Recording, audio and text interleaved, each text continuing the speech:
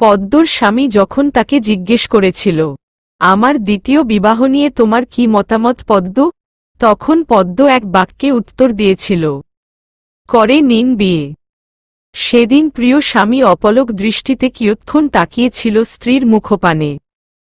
তার দুচোখে বিস্ময় ছিল না, ছিল না অবিশ্বাসের ছাপ। নিষ্প্রাণ মুখ নিয়ে চেয়েছিল সে। অতঃপর চলে গিয়েছিল। যাওয়ার আগে কিচ্ছুটি বলেনি। ওই দিনের পর আর স্বামীর সাথে কথা হয়নি পদ্মর। ওটাই ছিল শেষ কথা। আজ প্রায় কয়েক দিন হল। দেখা হয়, দৃষ্টি বিনিময় হয়, হৃদয় দহন হয়, কিন্তু মুখে কথা ফোটে না। পদ্ম ভাবে, মানুষটা কেনই বা এখন কথা বলবে তার সাথে? কিছুদিন পর মানুষটা নতুন বিয়ে করতে চলেছে। সে তো এখন মানুষটার কাছে একটি অবহেলার জিনিস, বই আর কিছুই নয়। তার সাথে কথা বলার মন কি এখন আছে মানুষটার? কথাটা মনে উঠতেই পদ্মর হৃদয় ভার হয়, নেত্র হতে জল ঝরে। পদ্ম আর তাহেরের বিয়ের 7 বছর পূর্ণ হয়ে 8 বছর চলছে এখন। যখন বিয়ে হয় তখন পদ্মর বয়স মাত্র 14 বছর। পদ্মর জন্মের সময় পদ্মর মা মারা যায়। পদ্মর বাবা এ নিয়ে মেয়েকে অলক্ষ্মী মনে করেন। রাগান্বিত হন সদ্য ভূমিষ্ঠ হওয়া মেয়ের উপর। রাগ করে বাড়ি ছাড়েন। এরপর আর কোনো হদিস পাওয়া যায় না তার। পদ্ম বড় হয়েছে দাদা দাদির কাছে। অবহেলা, অযত্নে বেড়ে ওঠা তার। কে জানত আফজাল হাওলাদারের দৃষ্টি এসে এই অবহেলা, অযত্নে বেড়ে ওঠা কিশোরীটির উপরই পড়বে? কি দেখে যে তিনি ছেলের বউ করার জন্য পদ্মকে পছন্দ করেছিলেন সেটা পদ্মসহ সকলের কাছেই বিস্ময়ের ব্যাপার ছিল। হয়তো পদ্ম লাবণ্যময়ী রূপের অধিকারী হওয়াতেই পছন্দ করেছিলেন। তিনি পদ্মকে ছেলের বউ করে নেওয়ার জন্য প্রস্তাব পাঠালেন পদ্মর দাদা দাদির কাছে। দাদা দাদির কাছে পদ্ম ছিল একটা বোঝা স্বরূপ। এ বোঝাকে বিতাড়িত করতে পারলেই তারা মুক্ত এবং চিন্তা স্বাধীন। আর যখন প্রস্তাবটা এলো বড় ঘর থেকে তখন তো সেটা ফিরিয়ে দেওয়ার প্রশ্নই আসে না। আফজাল হাওলাদারের কাছ থেকে প্রস্তাবটা পেয়ে তারা খুশিতে গদগদ হলেন। আফজাল হাওলাদারদের পারিবারিক অবস্থা অনেক ভালো। বিষয় সম্পত্তি আছে বিপুল পরিমাণ। এমন ঘর থেকে বিয়ের প্রস্তাব পাওয়া ভাগ্যের ব্যাপার। যখন তারা নিজ থেকে বিয়ের প্রস্তাব পাঠিয়েছে তখন এ প্রস্তাব হাতছাড়া করা মোটেই ঠিক কাজ হবে না। পদ্মর এত কম বয়সে বিয়ে করার মন ছিল না। কিন্তু তার মতের উপর যে কোনো গুরুত্ব নেই সেটা সে ভালো করে জানে। বিয়েতে অমত করলেও কোনো লাভ হতো না। তাই মনে মনে বিয়ে না করতে চাইলেও মুখে সে না শব্দটি উচ্চারণ করেনি। এছাড়া নিজেও ভেবে দেখেছে, দাদা দাদির কাছে তার জীবন কষ্টের। বিয়ের পর শ্বশুর বাড়িতে গেলে জীবন কিছুটা সুখের হলেও হতে পারে। বিয়ের আগে স্বামীর মুখশ্রী দেখার সুযোগ হয়নি পদ্মর। দেখা হওয়ার সময় ছিল। চাইলে মানুষটা দেখা করতে পারত তার সাথে, কিন্তু করেনি। স্বামীর মুখ দেখেছিল একেবারে বাসর ঘরে। দুপুরের এক ছটা আলসে রোদের নির্জন দ্বিপ্রহরে পদ্মর মানসপটে হঠাৎ দূর অতীতের সুপ্ত মুখর স্মৃতিটা হুড়মুড় করে উঠল। তার স্পষ্ট মনে আছে ওই রাতটা। স্মৃতির পাতায় গাঢ় লেপন ফেলে আছে ওই রাত। সে লাল বেনারসি পরে বসেছিল। কাঁচা ফুলের গন্ধে ভাসছিল পুরো কক্ষ। তার বুক ছিল দুরু দুরু। শ্বশুর বাড়িতে পা রাখার পর থেকেই বক্ষে তার এমন সমর শুরু হয়েছিল যা বলার মতো নয়। পুরো অচেনা এক পরিবেশে এসেছে সে। ভয়, আড়ষ্টতায় অন্তর গাঢ় হয়েছিল। একটু পরই সে স্বামী নামক ব্যক্তিটার সাক্ষাৎ পেতে চলেছে। যে ব্যক্তিটাকে সে 1 সেকেন্ডের জন্য এর আগে আক্ষিপাত করেনি। পদ্মর হৃদয় ছটফট করছিল। এমন মুহূর্ত তার জীবনে আর কখনো আসেনি। কক্ষের দরজা খোলা ছিল, হঠাৎ খোলা দরজা দিয়ে একজন সুঠাম দেহের মানুষের আগমন ঘটল। পদ্মর দম বন্ধ হয়ে এলো ওই মুহূর্তে। ঘোমটার আড়ালে তার মুখটা দেখলে নিশ্চয়ই মানুষটা হেসে ফেলত তখন। কয়েক মুহূর্ত পদ্মর অন্য কোনো দিকে ভ্রুক্ষেপ ছিল না। সে ব্যস্ত ছিল নিজেকে মানাতে। তার ভিতরটা ক্রমশ জড়সড় হয়ে আসছিল। সাহস নামের যে জিনিসটা আছে সেটা চুপসানো বেলুনের মতো নেতিয়ে পড়েছিল একেবারে। তাহের খাটের পাশে থাকা একটা টুল টেনে বসল। চুপচাপ কিছুক্ষণ তাকিয়ে রইল বধূবেশী মেয়েটার দিকে। ঘোমটার কারণে মেয়েটার ভয় থমথম মুখটা দেখতে পাচ্ছে না, কিন্তু সে বেশ উপলব্ধি করতে পারছে মেয়েটার ভাবগতিক। মনে মনে হাসি পেল তার। কত ছোট একটা মেয়ে বধূবেশে বসে আছে তার ঘরে। 11 বছরের ছোট তার। তাহেরের হাসি ঠোঁটে উপচে পড়তে চাইলে সে কোনোরকম চেপে নিল সেই হাসি। আরও কিছুক্ষণ নীরবতার পর বধূবেশী কিশোরী মেয়েটির উদ্দেশ্যে বলল, আসসালামু আলাইকুম। পুরুষালী কণ্ঠের বিশুদ্ধ সালামের ধ্বনি শুনে পদ্মর গলা শুকিয়ে এল। হৃৎকাঁপন বেড়ে গেল আরও কয়েক গুণ। মুখমণ্ডল ঘামতে লাগল। চাইছে সালামের উত্তরটা দিতে, কিন্তু গলার কাছে কঠিনভাবে কিছু একটা বিধে আছে, যেটা গলা থেকে স্বর বের হতে দিচ্ছে না। শত চেষ্টা করেও পদ্ম ব্যর্থ হল সালামের উত্তর দিতে। গলা দিয়ে সামান্য একটু আওয়াজও বের হল না তার। তাহের বলল, কেউ সালাম দিলে সালামের উত্তর দিতে হয়, জানো না সেটা? তাহেরের কথায় পদ্মর ভিতরটা আরও চুপসে গেল। কাচুমাচু হয়ে গেল ভয়। এবারও সে নির্বাক রইল। তাহের প্রশ্নের উত্তর পেল না। পদ্মর এমন অভিপ্রায় দেখে তার কেবলই হাসি পেতে লাগল। কিন্তু সে হাসল না। প্রসঙ্গ পাল্টে বলল, আমি তাহের হাওলাদার, তোমার স্বামী। চেনো আমাকে? পদ্ম একটু থমকাল। তাহেরের প্রশ্নটা ভালো করে উপলব্ধি করার চেষ্টা করল। এটা আবার কেমন কথা, কেমন প্রশ্ন? কথাটায় বড় ধরনের একটা গরমিল উপলব্ধি হল তার। কি ব্যাপার? এত চুপচাপ কেন তুমি? কোনো কথা বলছো না কেন? পদ্মর থেকে এবারও কোনো সাড়া পাওয়া গেল না। তাহের ক্ষুদ্র একটা নিঃশ্বাস ত্যাগ করে বলল, ঠিক আছে, কথা না বলো, ঘোমটা সরাও। দেখি তোমায়, দেখতে ঠিক কেমন তুমি? পদ্ম তাহেরকে এর আগে না দেখলেও তাহের ঠিকই দেখেছে পদ্মকে। কিন্তু এখন এমনভাবে বলল যেন সে ওকে দেখেনি এর আগে। তাহেরের এই কথায় পদ্ম লজ্জা পেল। সলজ্জ মুখখানিতে ছড়িয়ে পড়ল লজ্জার লাল প্রভা। তাহের পদ্মর এমন মৌন আচরণে একটু অধৈর্য অনুভব করল। টুল ছেড়ে খাটের উপর এসে বসল সে। পদ্মর মুখের উপর পড়ে থাকা ঘোমটার পর্দাটা নিজেই সরিয়ে দিল। পদ্মর নত মুখটা তখন আরও নত হয়ে এল।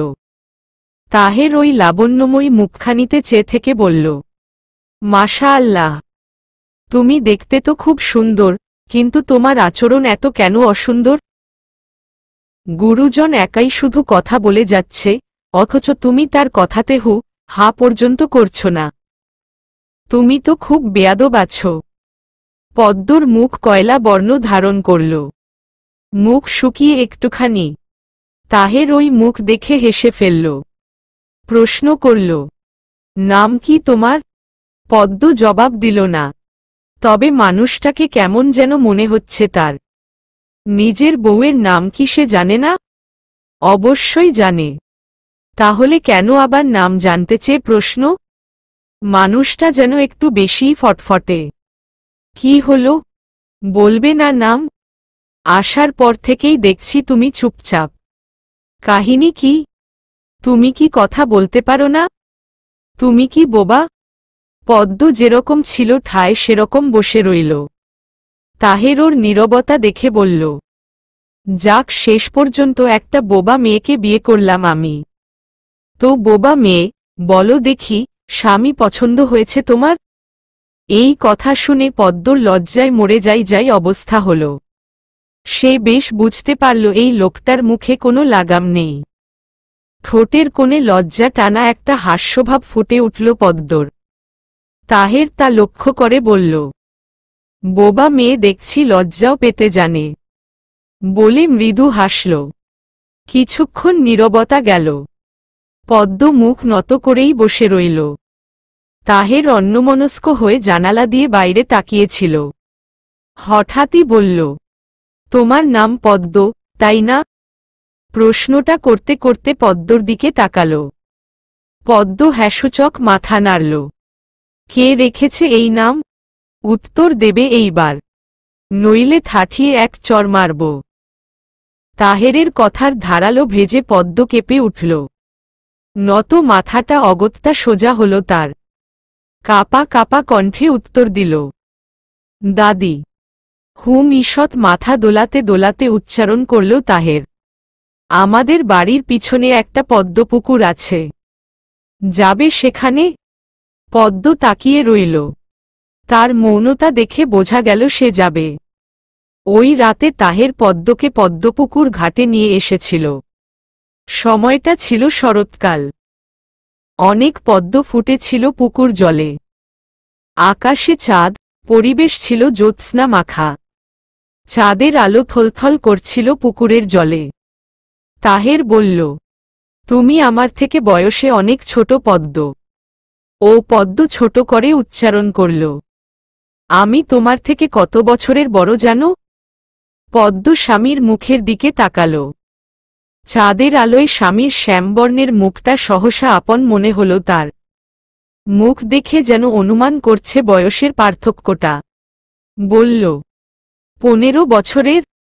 তাহের হেসে বলল, উহু, 11 বছরের।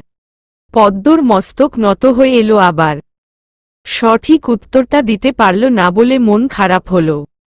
তাহেরের কণ্ঠ শুনতে পেল আবার। পদ্ম নামের মেয়ের কাছে পদ্মফুল না থাকলে কেমন লাগে? বড্ড বেমানান লাগছে দেখতে, বলে সে সিঁড়ি ভেঙে নেমে গেল। জলের নিচে চলে যাওয়া সিঁড়ির ধাপে দাঁড়িয়ে হাত বাড়িয়ে একটা পদ্মফুল তুলল। কষ্ট হয়েছে ফুলটার নাগাল পেতে। 3টা ফুলই ঘাটের কাছে ছিল, বাকি সব ফুল দূরে দূরে। ফুলটা নিয়ে তাহের ফেরত এলো পদ্মর কাছে। ঠোঁটে প্রাঞ্জল হাসির রেখাপাত ঘটিয়ে ফুলটা পদ্মর দিকে বাড়িয়ে দিয়ে বলল, পদ্ম বিবির জন্য পদ্মফুল উপহার। গ্রহণ করো বিবিজান। পদ্মর 2 গাল বেয়ে উষ্ণ জলের ধারা গড়িয়ে পড়ল। স্মৃতিরা হালকা হয়ে মিলিয়ে গেল বাতাসে। পদ্ম চোখের জল মুছে নিল। এই মুহূর্তে সে সেখানটাতেই বসে আছে, পদ্মপুকুর ঘাটে। পুকুর জলে ফুটে আছে লাল পদ্মরা। এটাও শরৎকাল। এক শরতে বিয়ে হয়েছিল তাদের, আরেক শরতে আবারও বিয়ে করতে চলেছে তার স্বামী। পদ্ম পুরনো দিনের জীবন সম্পর্কে ভাবতে লাগল। বিয়ের পর জীবন তো সুন্দরী ছিল, সুখের ছিল। শ্বশুর আব্বা পছন্দ করে বাড়ির বউ করে এনেছিল তাকে, আদর যত্নে রেখেছিলেন। যদি কখনো প্রশ্ন ওঠে পদ্মর দেখা সবচেয়ে আদর্শ মানুষটা কে, তাহলে পদ্ম চোখ বন্ধ করে উত্তর দেবে, তার শ্বশুর আব্বা আফজাল হাওলাদার। শাশুড়ির কাছ থেকে ভালোবাসা পায়নি পদ্ম। শাশুড়ি চেয়েছিলেন খানদানি পরিবারে ছেলের বিয়ে দিতে, কিন্তু পারেননি। আফজাল হাওলাদার পদ্মকে ছেলের বউ করার জন্য পছন্দ করলেন। ফিরোজা বেগম ভেবেছিলেন ছেলে এই বিয়েতে মতো দেবে না, কিন্তু সেখানেও তার ভাবনার জোর খাটল না। তাহের প্রথমে মেয়ে ছোট বলে বিয়েতে অমত করলেও পরে আবার মতো দেয়। বিয়েটা হয়ে যায়। কিছু করার থাকে না ফিরোজা বেগমের। শাশুড়ির ভালোবাসা না পেলেও এখানে খারাপ জীবন কাটছিল না পদ্মর। শাশুড়ির বাধ্য হয়ে হলেও পদ্মর সাথে ভালো আচরণ করতে হতো। তার মাঝে ধীরে ধীরে বোধহয় একটু একটু মাও জন্ম নিচ্ছিল পদ্মর জন্য। কিন্তু একটা ঝড় সেই মায়ার খুঁটি নাড়িয়ে দিল। পদ্মর জীবনে তখন থেকেই একটু একটু করে বিষাদ ঢুকে পড়ছিল, যখন তার শ্বশুর মারা গেল। শ্বশুর মারা গিয়েছে আজ প্রায় 1 বছর হল। শ্বশুর মারা যাওয়ার পর যেন শাশুড়ি একটু রুক্ষ হয়ে উঠল পদ্মর প্রতি। খিটখিটে আচরণ করত। আর খিটখিটে আচরণ একেবারে নির্দয় হয়ে উঠল যখন প্রকাশ পেল পদ্ম মা হতে পারবে না কোনোদিন। এটা প্রকাশ হওয়ার পর কত লোকের কত কথা শুনতে হলো পদ্মকে। কত অশ্রু যে বিসর্জন দিয়েছে সেটা শুধু সে জানে। তাহের জানে না? সেও অনেক কিছুই জানে। তাহের অবশ্য মা হতে পারবে না এ বিষয় নিয়ে কখনো কিছু বলেনি তাকে। একটা মাস থমথমে পরিবেশের মধ্য দিয়েই কেটে গিয়েছিল। ঝামেলা যত শুরু হলো ওই 1 মাস পর। তাহেরের মা, ভাই ভাবি, চাচার পরিবার সবাই মিলে তাহেরকে বুঝো দিতে লাগল পদ্মকে তালাক দিয়ে নতুন একটা বিয়ে করার জন্য। তাহের এটা শুনে রেগে গেল। ঝগড়াঝাটি, কথা কাটাকাটি চলল অনেক দিন অবধি।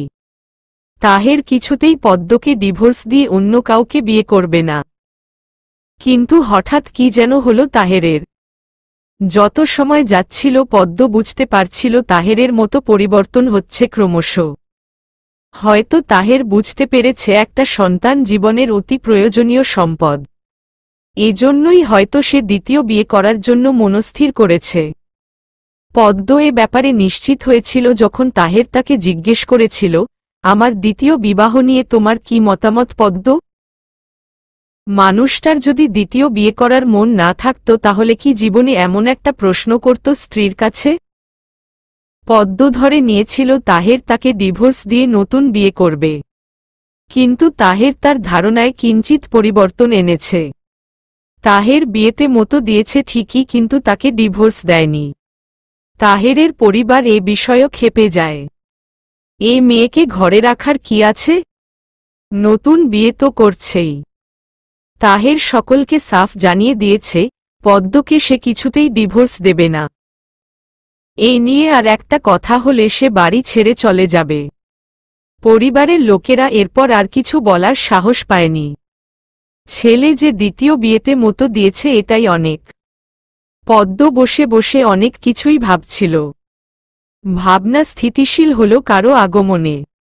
সে না দেখেও বুঝল এটা তাহের। অন্তঃকরণ কান্নার সুর ধরেছিল যেন, পদ্ম থামিয়ে দিল সেই করুণ ধ্বনি। বসা থেকে উঠে দাঁড়াল দ্রুত। পিছন ফিরতেই স্বামীকে দেখল। এক মুহূর্তের জন্য দৃষ্টি বিনিময় হল দুজনের। পদ্ম আর দাঁড়াতে চাইল না এখানে। সে চলে যেতে নিলেই তাহের তার হাত ধরে আটকাল। থামতে হল তার। পিছনে তাকাল স্বামীর দিকে। স্বামীর মৌন অবস্থা বোঝার চেষ্টা করল। মানুষটা কি কিছু বলতে চাইছে তাকে? না, কিছু বলল না মানুষটা। মানুষটার দু চোখে কিছু বলার উদ্বেগ, কিন্তু মুখ নির্বাক। পদ্ম সময় নষ্ট করল না।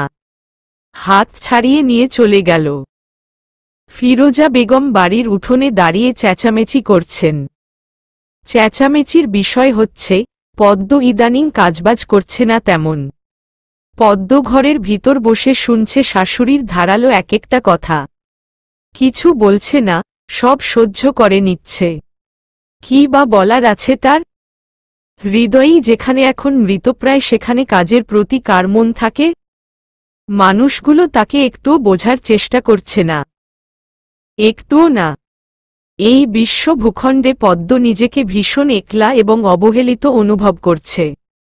ঘরের দরজা বন্ধ করে রেখেছে সে। জানালায় দাঁড়িয়ে উঠোনে দৃষ্টি রেখেছিল এতক্ষণ। সম্মুখ জানালা ছেড়ে পিছন জানালার দিকে অগ্রসর হল। তাহেরের কথা ভাবছে সে। মানুষটার কাছে আসলেই সে অবহেলার পাত্রী হয়ে গেছে। কই, তাহের তো কিছু বলল না নিজের মাকে। সে তো উঠোনেই উপস্থিত ছিল। মায়ের কথার প্রতিবাদ কি করা উচিত ছিল না তার? ছিল তো, কিন্তু করল না। পদ্মর হৃদয় অভিমান স্তূপীকৃত হয়ে গেড়ে বসল। চোখের তারায় চিকচিক করে উঠল অশ্রু। মনে মনে তাহেরের উদ্দেশ্যে প্রশ্ন করল, আপনার কাছে এতটাই অনীহার পাত্রী হয়ে গেছি তাহের সাহেব? প্রশ্নটা করতে হৃদয় খুব ব্যথার উপলব্ধি হল। হৃদয় যেন ক্ষয় হতে শুরু করেছে। পদ্ম তাহের সাহেব শব্দ দুটো নিয়ে ভাবতে লাগল। বিয়ের এত বছরেও সে কখনো তাহেরকে কোনো কিছু বলে সম্বোধন করেনি। তাহের অথবা তাহের সাহেব ডাকতে তার কেমন যেন লাগত। তাই কখনো ডাকেনি। একবার তাহেরকেই জিজ্ঞেস করেছিল, আপনাকে কি বলে ডাকবো আমি? তাহের উত্তর দিয়েছিল, পদ্ম বিবির স্বামী বলে ডেকো। তাহেরের উত্তরে পদ্ম লজ্জা পেয়ে অন্যদিকে মুখ ফিরিয়ে নেয়। মানুষটা এমন তেরাবাঁকা কথা না বলে যেন সোজাসাপটা কথা বলতে পারে না। তাহের পদ্মর লজ্জামাখা মুখখানি দেখে হাসে। সে বসে আছে খাটে, আর পদ্ম দাঁড়িয়ে। সে বসা থেকে দাঁড়িয়ে হাত দিয়ে পদ্মর মাথাটা নিজের বুকে টেনে নিল। কিশোরী পদ্মস্বামীর প্রশস্ত বুকে ঠাঁই পেয়ে জড়সড় হয়ে গেল একেবারে। তাহের বলল, এত লজ্জা কেন পাও তুমি পদ্ম? এরকম লজ্জা পেলে তোমার নাম তো পদ্ম বিবি বাদ দিয়ে লজ্জাবতী রাখতে হবে। আমাকে নাম ধরে ডেকো, তাহের অথবা তাহের সাহেব। তাহের বলে দেওয়ার পরও পদ্ম তাকে নাম ধরে ডাকতে পারেনি।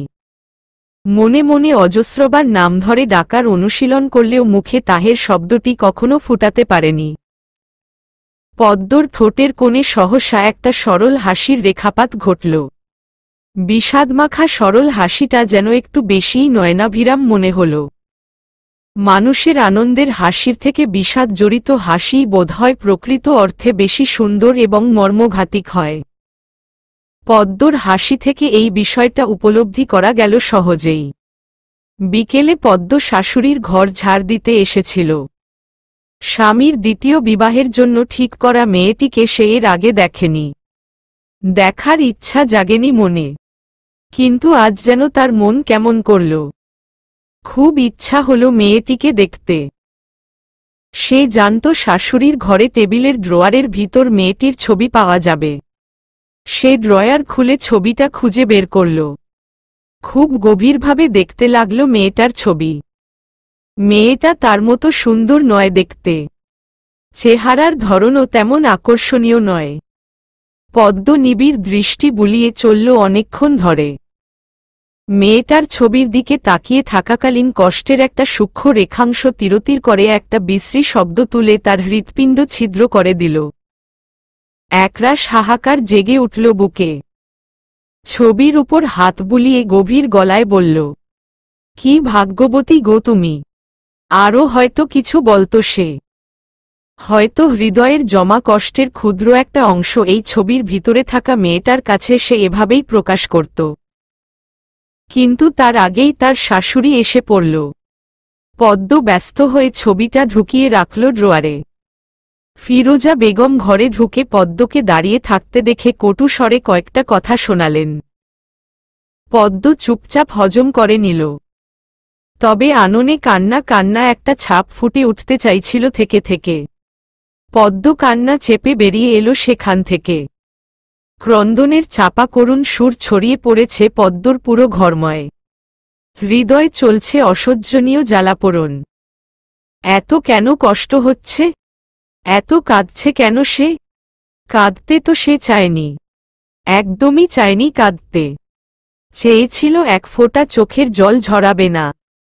তবুও অবাধ্য হয়ে চোখের জল এত অনর্গল কেন ঝরছে? কেন ঝরছে? বাইরে চলছে বিয়ে উপলক্ষে উৎসব আমেজ। ওই আমেজের কাছে তার এই কষ্ট, কান্না কতই না তুচ্ছ। সেও অতি তুচ্ছ একটা প্রাণ এখন এই পৃথিবীর বুকে। পদ্ম দুই হাত দিয়ে বালিশটা আরো শক্ত করে আঁকড়ে ধরল। বালিশে মুখ লুকিয়ে ফুপিয়ে কাঁদছে সে। এই মুহূর্তে শ্বশুর আব্বার কথা খুব করে মনে পড়ছে। শ্বশুর আব্বা বেঁচে থাকলে এই বিয়ে কখনো হতো না, কখনো না। কিছুতেই সে হতে দিত না এই বিয়ে। পদ্ম আজ দেখেছে তার স্বামীর পাশে লাল বেনারসি পরে একটা মেয়ে প্রবেশ করেছে বাড়িতে। ওটা তার দেখা জীবনের সবচেয়ে মর্মান্তিক দৃশ্য ছিল। নিঃশ্বাস বন্ধ করে দিচ্ছিল তার। স্বামীর পাশের ওই স্থানটা কোনো স্ত্রী কি অন্য কাউকে দিতে পারে? পারে না। পদ্মও পারছে না। কিন্তু তার সহ্য করতে হচ্ছে সব। সে সহ্য করতে বাধ্য। তার বারবার একটা কথা মনে হচ্ছে, তাহের তাকে ভালোবাসানি। সত্যিই ভালোবাসানি। যদি ভালোবাসত তাহলে শুধুমাত্র একটা সন্তানের জন্য আরেকটা বিয়ে করতে পারত না। যদি মানুষটা সত্যিকারের ভালো নাই বেঁচে থাকে তাহলে কেন এত ভালোবাসা দেখিয়েছিল? কেন করল মানুষটা এমন? পরিবর্তন হয়ে গেছে প্রিয় স্বামী নামক ব্যক্তিটা। খুব পরিবর্তন হয়ে গেছে। ধীরে ধীরে বাইরের উৎসব আমেজ কমে গিয়ে পরিবেশ নীরব হয়ে এলো। কিন্তু ঘরের ভিতর পদ্মর কান্নার ধ্বনি নীরব হল না।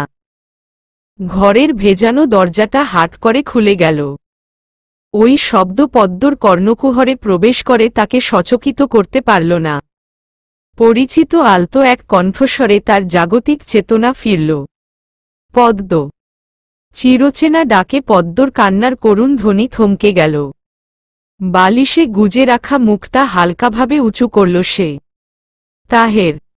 অক্ষির কোল ডিঙিয়ে কষ্টের ধারা বহমান হতে শুরু করল আবার। কেঁদে উঠল অন্তরাত্মা। হাত দিয়ে আঁকড়ে ধরল বালিশ। নিজেকে যথাসম্ভব সংযত করে নামল বিছানা থেকে। অশ্রু মুছল না। এটা গোপন করার কিছু নেই। তাহেরের উদ্দেশ্যে বলল, আপনি এখানে এসেছেন কেন? তাহের এক পা এগিয়ে এলো। আবারও কোমল কণ্ঠে ডাকল, পদ্ম। দুজনের মাঝে দূরত্ব অনেক। ঘরে লাইট জ্বলছে না। চারপাশের আলো প্রবেশ করে ঘর মোটামুটি উজ্জ্বল করেছে। পদ্ম স্বামীর আঁখি জোড়া লক্ষ্য করল। মানুষটার চোখ কি ছলছল করছে? না, করছে না। হৃদয় ভাঙ্গনের সাথে সাথে মুখ বেঁকেও কান্না এলো পদ্মর। কিন্তু সামলে নিল নিজেকে। চোখের অশ্রু শব্দহীন বিসর্জন হচ্ছে। এমনই থাকুক। বলল, ওদিকে আপনার নতুন স্ত্রী আপনার জন্য অপেক্ষা করছে। আপনি নতুন স্ত্রী রেখে পুরনো স্ত্রীর সাথে কেন দেখা করতে এসেছেন? চলে যান। আমার সাথে দেখা করার কিছু নেই। আমি তো এখন পুরনো, মূল্যহীন আপনার কাছে। চলে যান। তাহের কাছে এগিয়ে এলো। পদ্মর কুসুমকোমল মুখটি দুই হাতে আলতো করে ধরে বলল, কে বলল তুমি পুরনো, মূল্যহীন আমার কাছে? পদ্ম তাহেরের হাত সরিয়ে দিয়ে বলল, মিথ্যা ভালোবাসা আমাকে আর দেখাবেন না তাহের সাহেব। আমি দেখতে চাই না আপনার এমন ভালোবাসা। তাহের ভর্ৎসনার সুরে বলল, মিথ্যা? পদ্ম মিথ্যা শব্দটার ব্যাখ্যা দিতে পারল না। কান্না ভেজা কণ্ঠে বলল, চলে যান, উনি অপেক্ষা করছেন। তাহের স্তম্ভিত হয়ে তাকিয়ে রইল কয়েক সেকেন্ড। এটা নিয়ে কথা বাড়াল না আর। পদ্মর কাছ থেকে আবারও একই কথা ভেসে এলো, চলে যান। পদ্ম এই মুহূর্তে বুঝতে পারল না তাহেরের মৌন অবস্থা। শুধু দেখল মানুষটা ক্ষণকাল তাকিয়ে রইল তার দিকে। তারপর দৃষ্টি হতে দৃষ্টি সরিয়ে নিয়ে একটা ঢোক গিলে আবার তাকাল। তারপর হালকা মাথা দুলিয়ে ক্ষীণ কণ্ঠে বলল, যাচ্ছি। বলে চলে গেল তাহের। সে চলে যাওয়ার পর আবারও কান্নায় ভেঙে পড়ল পদ্ম। আজ অনেকদিন পর তাহেরের সাথে কথা হয়েছে তার। এতদিনে একটা কথাও হয়নি। কান্না চলল কিছুক্ষণ। ধীরে ধীরে সে নিজেকে সামলে নিল। জল ল্যাপটানো চোখে এগিয়ে এসে দাঁড়ালো পিছনের জানালায়। এখান থেকে বাড়ির পিছন দিকটা দেখা যায়। দেখা যায় পদ্মপুকুরও। কয়েক মুহূর্ত পদ্মপুকুরের দিকে অপলক তাকিয়ে থেকে দৃষ্টি দিল আকাশ পানে। আকাশে উজ্জ্বল চাঁদ। আবারও তাকালো পুকুরে। পুকুরে লাল পদ্ম। রাতটা একেবারে তার আর তাহেরের বাসর রাতের মতো মনে হচ্ছে না। ওই পদ্মপুকুর ঘাটে কত স্মৃতি আছে তার আর তাহেরের। সুপ্ত মুখর স্মৃতি সব। অনেক কিছু মনে আছে পদ্মর। কেন যেন ভুলতে পারে না স্মৃতিগুলো। সময়টা বিয়ের প্রথম দিকের ছিল। বিয়ে হওয়ার কারণে পদ্মর স্কুলে যাওয়া বন্ধ হয়ে গিয়েছিল। কিন্তু শ্বশুর আব্বা চেয়েছিলেন পদ্মকে পড়ালেখা করাতে। তিনি একজন গৃহ শিক্ষক রাখলেন পদ্মর জন্য। 1 মাস পড়েছিল সেই শিক্ষকের কাছে। শিক্ষকের স্বভাবচরিত্র তেমন ভালো ছিল না। কেমনই যেন একটা দৃষ্টি ছিল তার পদ্মর উপর, যা পদ্মর একদম ভালো লাগত না। পদ্ম ঘটনাটা একদিন তাহেরের কাছে বলল। তাহের শুনে তো ক্ষেপে গেল। পরের দিন যখন গৃহ শিক্ষক পড়াতে এলো তখন তাহের বকাঝকা করে বিতাড়িত করে দিল তাকে। তাহের যে এত রাগারাগি করবে তা পদ্মর ধারণায় ছিল না। গৃহ শিক্ষককে তো ভাগিয়ে দিল তাহের, এখন পদ্ম পড়বে কার কাছে? একজন মহিলা গৃহশিক্ষিকার সন্ধান করা হল, কিন্তু পাওয়া গেল না। পরে সিদ্ধান্ত হল তাহের পড়াবে পদ্মকে। প্রস্তাবটা তাহের নিজেই রেখেছিল। সন্ধ্যার পর তার কোনো কাজ থাকে না, সুতরাং পড়াতে সমস্যা হবে না। 7টা থেকে 9টা পর্যন্ত পড়াবে। বেশ, যা কথা হলো তেমনি কাজ শুরু। রোজ সন্ধ্যা 7টায় পড়াতে বসে সে পদ্মকে। কিন্তু সমস্যা হলো পড়াতে বসলেই তার আচরণ হয়ে ওঠে রাগী শিক্ষকের মতো। কোথাও একটু ভুল হলেই রেগে যায়, বকাঝকা শুরু করে। পড়ানোর সময় আবার একটা বেতো সাথে নিয়ে বসে, যেন আসলেই সে একজন শিক্ষক এমন ভাব করে। তার এমন আচরণের জন্য পদ্ম আর তার কাছে পড়বে না বলে শুনতে পায়। সেই থেকে একটু সংযত হয় তাহের। পড়াতে বসার আগে পণ করে বসে একদমই মাথা গরম করবে না। কিন্তু পড়াতে বসলেই ওই যে সে রাগী শিক্ষক হয়ে যায়। মাথা গরম না করে একদমই পারে না। দেখা যাবে বেত দিয়ে টেবিলে জোরে আঘাত করছে, সেই সাথে বকছে ছাত্রী রূপে থাকা নিজ স্ত্রীকে। এমনই একদিন পড়াতে বসে খুব বকাঝকা করল পদ্মকে। অঙ্ক ভুল করেছে পদ্ম। এত বকাঝকা এর আগে কখনো করেনি। যে সময় তাহের বকছিল সে সময়ই পদ্ম রাগ করে বের হয়ে যায় ঘর থেকে। মানুষটা একটু বেশি বেশিই করে সব সময়। পদ্ম ওই দিন সিদ্ধান্ত নিয়ে ফেলল আর পড়বে না তাহেরের কাছে। রাগ করে গিয়ে পদ্মপুকুর ঘাটে বসেছিল সে। অনেকক্ষণ পর তাহের এসেছিল তাকে মানাতে। এসে পদ্মর থেকে কিছুটা দূরত্ব রেখে বসল ঘাটের উপর। বলল, এখানে এসে বসে রয়েছ কেন? ঘরে চলো। পদ্ম তার কথা কানেও তুলল না। তাহের বুঝল মেয়েটা তার সাথে ভালোই রাগ করেছে। আমি কি করব? আমি কি তোমার সাথে রাগারাগি করতে চাই? আমি তো পড়াতে বসে খুব সুন্দর আচরণই করতে চাই, কিন্তু আমার মাথা তো নিজ থেকেই গরম হয়ে যায়। দোষটা কি এখন আমার? দোষটা তো আমার মাথার। আমার মাথার কাছেই জিজ্ঞাস করো এখন, কেন সে এমন করে? এসব কথা পদ্মর মন গলাতে সক্ষম হল না। তাহের ব্যর্থতা অনুভব করল। আদুরে কণ্ঠে ডাকল, পদ্ম। পদ্ম অন্যদিকে মুখ ঘুরিয়ে নিল একেবারে। তাহের নিকটে এগিয়ে এলো। তাহের আসতেই পদ্ম ওদিকে সরে বসল। তাহের এবার কঠিন গলায় বলল, কি ব্যাপার? ওদিকে সরে যাচ্ছ কেন তুমি? পদ্ম উত্তর দিল না। তাহের আবারও কাছে এগিয়ে এসে বসল। পদ্ম দূরে সরে গেল আবার। তাহের রাগ অনুভব করে বলল, বাচ্চা মেয়ে বিয়ে করলে এই এক সমস্যা। এদের রাগ আসমান ছোঁয়া হয়। এখন কি বাচ্চাদের মতো করে বোঝাতে হবে তোমাকে যে সোনামণি রাগ করো না? তাহেরের এই কথাটা একটু বেশিই গায়ে লাগল পদ্মর। তাহেরের দিকে তাকিয়ে বলল, আপনি এমন কেন? তাহের একটু হোঁচট খেল। কেমন আমি? আপনার কাছে পড়ব না আমি। তাহেরের সম্মানে আঘাত লাগল। বলল, কেন পড়বে না? কি খুঁত আছে আমার মাঝে? আমি কি একজন শিক্ষক হিসেবে অযোগ্য? অযোগ্য কি না জানি না, তবে যোগ্য নন। আমি পড়ব না। আপনি একজন শিক্ষিকা খোঁজার ব্যবস্থা করুন। ব্যবস্থা কি মুখের কথা? জানোই তো, এর আগে শত খুঁজেও পাইনি। খুঁজে না পেলে নেই, তারপরও আমি আপনার কাছে পড়ব না। তুমি কি মূর্খ থাকতে চাও? আপনার কাছে পড়ার থেকে মূর্খ থাকাও ভালো। সম্মানে লাগা আঘাতটা এবার নিজের বিস্তৃতি ঘটাল। তাহের বলে উঠল, বেয়াদব মেয়ে। স্বামীর মুখের উপর কথা বলছে। পদ্ম কিছু বলল না। তাহের আবারও কাছে এগিয়ে এলেই পদ্ম দূরে সরে যাচ্ছিল, তাহের অমনি ওর এক হাত ধরে টান দিয়ে কাছে এনে ফেলল। কোথায় যাচ্ছ? হুহ, কোথায় যাচ্ছ? সাথে সাথে থাকো, এখানে জিনের অভাব নেই। রাত হলেই হাজার কয়েক জিন ঘুরে বেড়ায় এখানে। সুন্দরী কোনো মেয়ে বসে আছে দেখলেই একেবারে তুলে নিয়ে যাবে।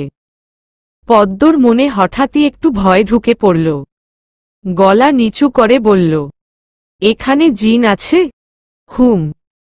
আর তুমি জিনের সর্দারের কাছে বসে আছো এখন? পদ্মর মনে ভয় কামড় দিল। মানে? তাহের পদ্মর কানের কাছে মুখ নিয়ে ফিসফিস করে বলল, আমি একটা জিন পদ্ম, তোমার স্বামী না।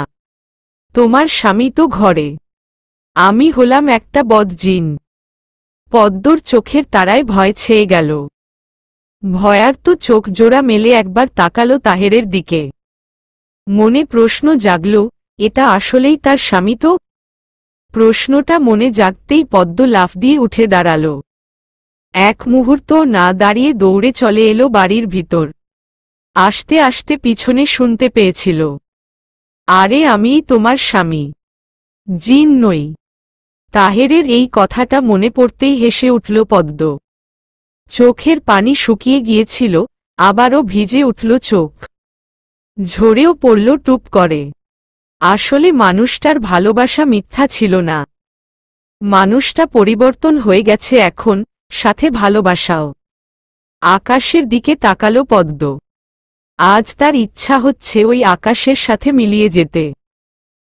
কিভাবে মিলিয়ে যাওয়া যায় আকাশের সাথে? পদ্ম চোখের জল মুছে নিয়ে সরে এলো জানালার কাছ থেকে। এসে আলমারি খুলল। আলমারি খুঁজে পদ্মরঙা শাড়িটা বের করল। শাড়িটার গায়ে যেন লাল পদ্মরই রং। সাদা, লাল, গোলাপির সংমিশ্রণ। শাড়িটা তাহের দিয়েছিল বছর খানেক আগে। দেওয়ার আগে বলেছিল, পদ্মর জন্য পদ্ম শাড়ি নিয়ে এসেছি। কথাটা শুনে অবাক হয়েছিল পদ্ম। কিন্তু তাহের যখন শাড়িটা দেখালো তখন তার নিজেরই মনে হলো আসলেই যেন এটা একটা পদ্ম শাড়ি। আজ এই পদ্ম শাড়িটা পরবে। পদ্ম পরনের কাপড় পাল্টে শাড়িটা পরল। আয়নার সামনে এসে বসল। তারপর মুখে পাউডার মাখল, চোখে কাজল দিল, ঠোঁটে লিপস্টিক।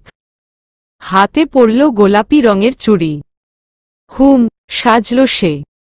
সাজতেন সাজতেন নিজের ভবিষ্যৎ সম্পর্কে ভাবছিল। তাহের তো তাকে আর আগের মতো ভালোবাসে না। মানুষ বুঝো দিতে দিতে মানুষটাকে তার কাছ থেকে অনেক দূর করে দিয়েছে।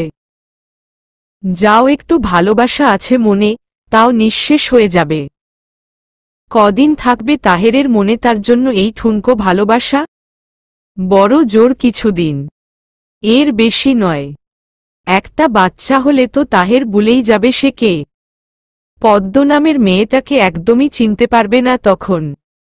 হয়তো বলা যেতে পারে তাহের তাকে ভুলবে না, ভালোবাসবে। কিন্তু আসলে বাস্তবতা এমন নয়। বাস্তবতা হল, সে ধীরে ধীরে তাহেরের মন থেকে খসে পড়বে। বাস্তবতা খুব কঠিন জিনিস। পদ্ম ইতোমধ্যে উপলব্ধি করতে শিখেছে এটা।